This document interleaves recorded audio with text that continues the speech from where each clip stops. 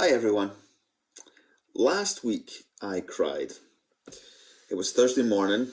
I was standing at my kitchen window making some coffee, and I was watching some birds who were skipping around in my lawn looking for worms. And I don't normally watch birds, but here I was spying on their hunting exploits. And one of them saw me, and so it tweeted some warnings to the other birds and probably tweeted a few choice words at me as well. And then they all just flew off, and the moment was gone. And just like that, the tears came. And I'm not really sure why. Maybe it's just the culmination of a whole bunch of different things, but I think it was at least this idea that I was enjoying this moment of beauty and thinking how great these birds were, and then they just flew off and disappeared. And that disappearance of the birds just kind of opened the taps.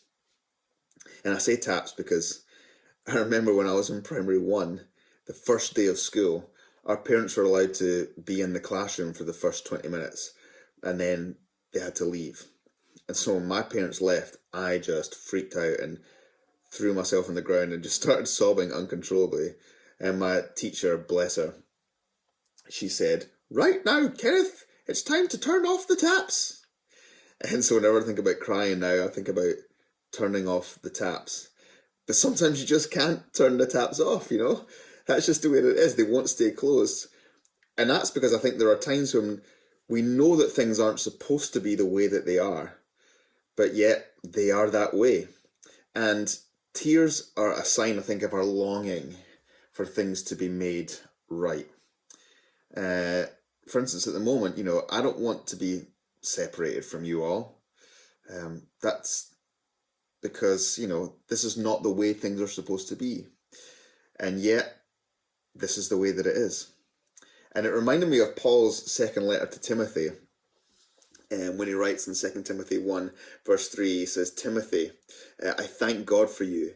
Night and day I continually remember you in my prayers." And he says, "I long to see you again, for I remember your tears as we parted, and I will be filled with joy when we are together again."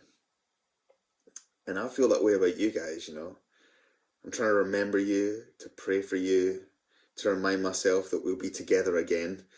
And in the meantime, tears sometimes fill the void. And in his earthly life, Jesus felt that too. He knew things weren't the way that they were supposed to be, and that he was going through unspeakable difficulty and suffering.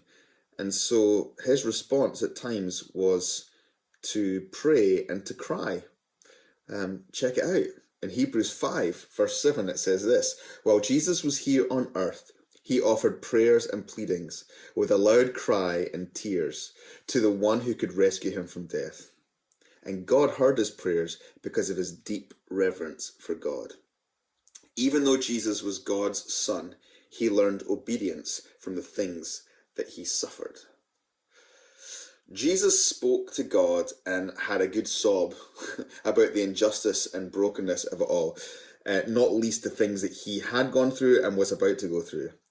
But then he trusted that his Father would go with him through it all. He wouldn't be on his own. And Hebrews then says something remarkable. It says that Jesus learned obedience to his Father's will through all of the things that he experienced, including the tough stuff. And when things aren't going the way that we want, we can have a good moan and a cry to God. It's all right if the taps won't stay closed sometimes. But more than just about getting things off of our chest, our tears can be a gateway into learning to obey God in the middle of the mess. We can trust that he knows what he's doing.